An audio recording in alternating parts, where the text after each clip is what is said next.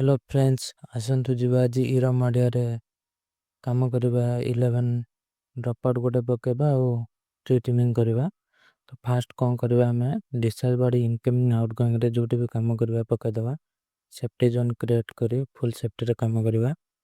ଏପଟେ ଦେଖୁଥିବେ କଟର ଆମର ରେଡ଼ି ହେଇଗଲାଣି। ଆମ ସାର୍ ମାନେ ଅଛନ୍ତି, ଷ୍ଟାଫ୍ ମାନେ ଅଛନ୍ତି।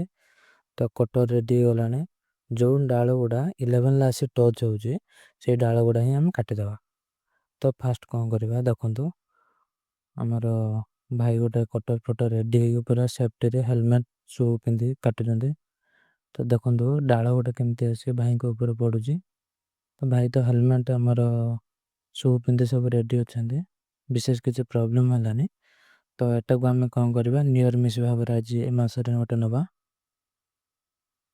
ଏପଟେ ଆଉ ଗୋଟେ ଭାଇ ଦେଖିପାରୁଥିବେ ସେଫ୍ଟି ବେଲ୍ଟ ପିନ୍ଧି ସୁ ପିନ୍ଧି ହେଲମେଟ୍ ପିନ୍ଧି ପୁରା ରେଡ଼ି ହେଇଗଲେଣି। ଗୋଟେ ଟ୍ରାନ୍ସଫର୍ମରରେ ଡ୍ରପ୍ ଆଉଟ୍ ପକାଇବେ। ଆଉ ଗୋଟେ ଭାଇ ସିଟି ଧରିଲେ FRP ଧରିଛନ୍ତି। ଏ ଭାଇ ଦେଖନ୍ତୁ 3 ପଏଣ୍ଟ କଣ୍ଟାକ୍ଟ କରି ସିଡ଼ିଟାକୁ ଚଢ଼ୁଛନ୍ତି। ଭାଇଟି ଯିବେ ପୁରା ସେଫ୍ଟିରେ ଗ୍ଲୋଭ୍ସ ପିନ୍ଧି 11 ଡ୍ରପ୍ ଆଉଟ୍ ପକାଇବେ। ସବୁ କାମ ସରିଗଲା ପରେ ଡିସଚାର୍ଜ ବାଡ଼ି ଖୋଲି ଆମେ ଚାର୍ଜ କରିବା ଆଉ।